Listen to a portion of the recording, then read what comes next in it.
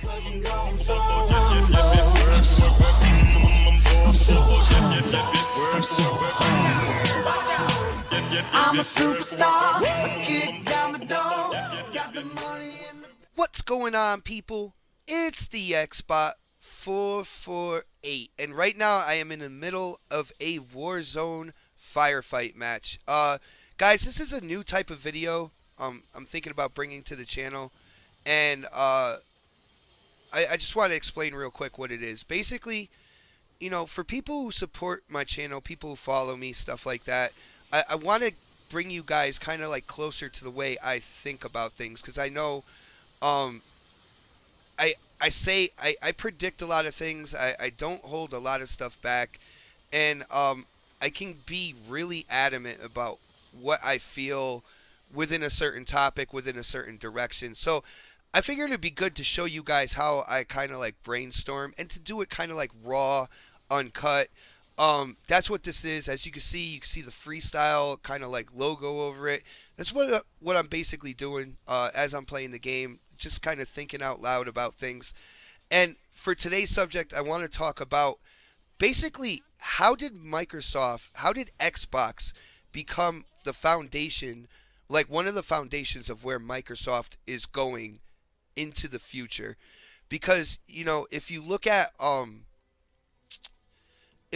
the launch of the Xbox One, it was not a good launch, right?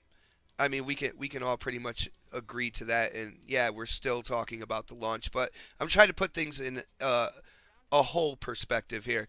So the launch wasn't that great. A lot of for a lot of reasons, it was Microsoft's fault for not being able to explain what they're trying to do with the Xbox One console, right?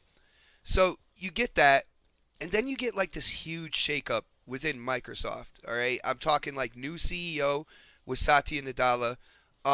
When it came to the Xbox division, there was a few Microsoft executives out there, kind of expressing their interest to spin off the Xbox division into its own company, and there was a lot of confusion about where Xbox was going to be within the future plans. Holy shit.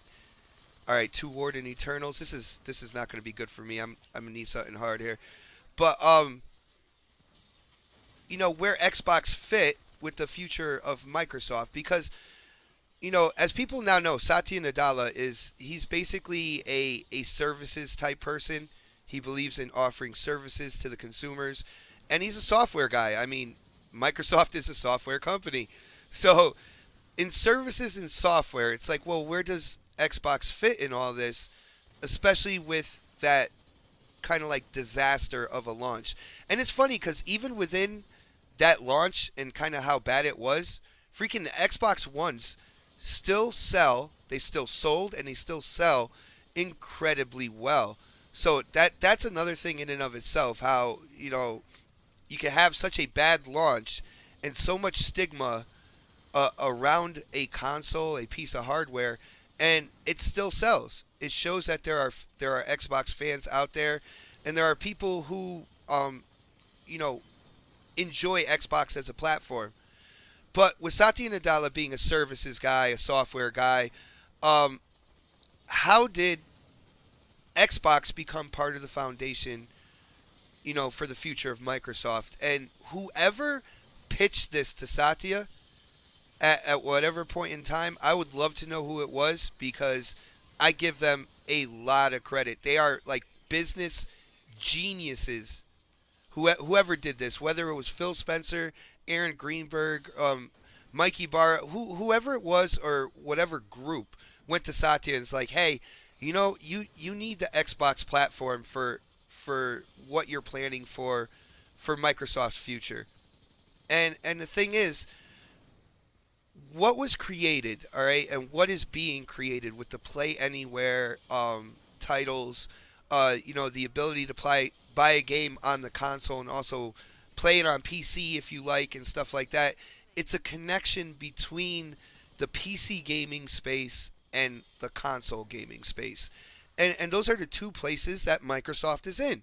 They are in PC. I mean that's kind of like their bread and butter, and they're in console with the Xbox. So why not kind of bring that together into a bigger consumer community?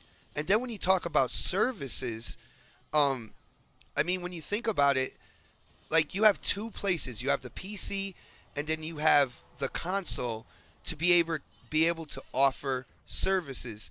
Um, even to sign agreements with other companies that offer services as well. And it just brings the entire Microsoft environment together. It creates a link between the PC and the console. It's not Microsoft abandoning the console.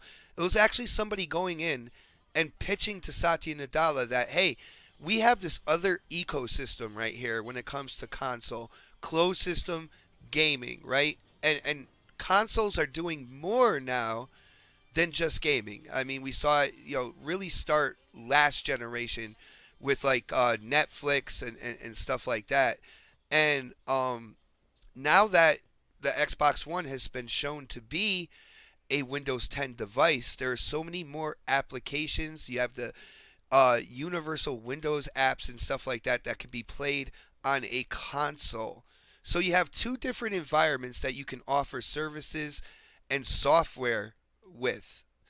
I mean, that's a win-win situation if you're a corporation trying to get those services and the software out.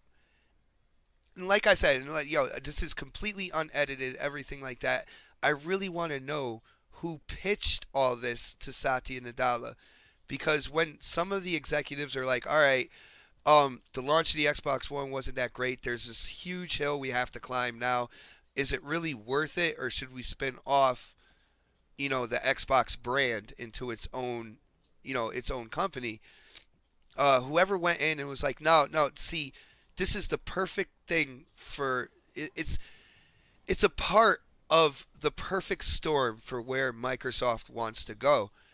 And I think they did an incredible job. So now, of course, you have fanboys out there still talking about, well, if Microsoft like really does keep Xbox and all that good stuff, you're always going to have those people. But it has been cemented that the console space and the PC space are equally as important to Microsoft when it comes to distributing services and software. That's why when people talk about the Play Anywhere thing in like a negative aspect, I tell them, you know what? If you want to get the game on PC, because people are like, oh, Xbox has no exclusives anymore. It's all it can all be played on PC and stuff like that. I was like, well, if you want to buy it on PC, if you have a rig powerful enough to play Gears 4 or any games like that, go ahead. Do it. I mean, Microsoft doesn't care. They're looking at selling software and services to their consumers. And they have two platforms to do that.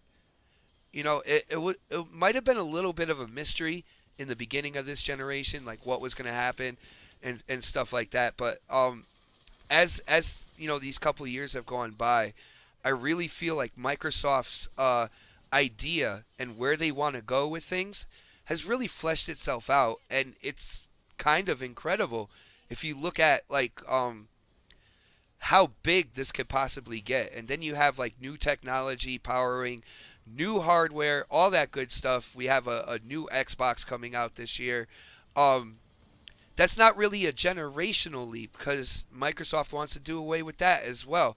Microsoft is they're kind of changing the game here. I would like to say that they're kind of inventing their own game and seeing who catches up with them now. Compared to the beginning of this generation where everybody thought that Microsoft was really, at a bad place trying to catch up with what Sony was doing.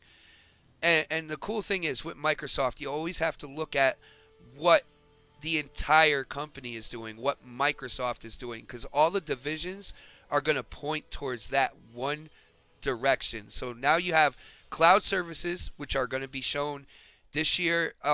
I mean, the cloud computing has been used for like AI and stuff like that in Xbox One games before, but you're really going to see it kind of flesh itself out this year with Crackdown, which is another key component for where Microsoft is going, with cloud infrastructure. So you see everything that Microsoft is doing, and now Xbox is a solid pillar in that foundation. So anytime anybody tells you, yo, guys, Microsoft, Xbox is not really making money for Microsoft and stuff like that. Uh, they might sell the Xbox division or they might spin it off and have it, as its own company and stuff like that. You can pretty much guarantee that that's not going to happen unless there's like this huge fallout now.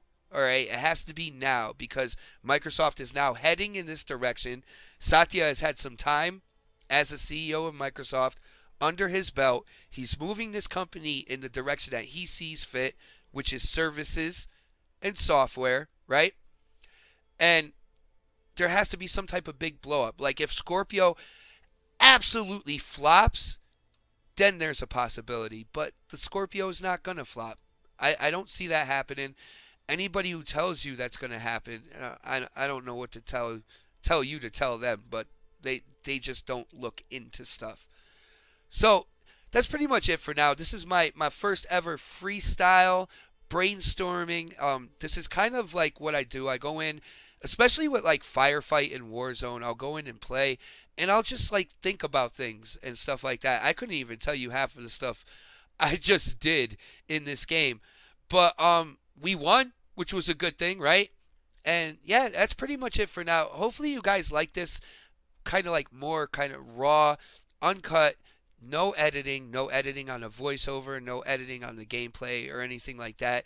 And hopefully you get a little insight into how I look at things in terms of the gaming industry and stuff. So, if you like the video, definitely hit up that, that thumbs up button for me. Hit up the comment section, like I said before.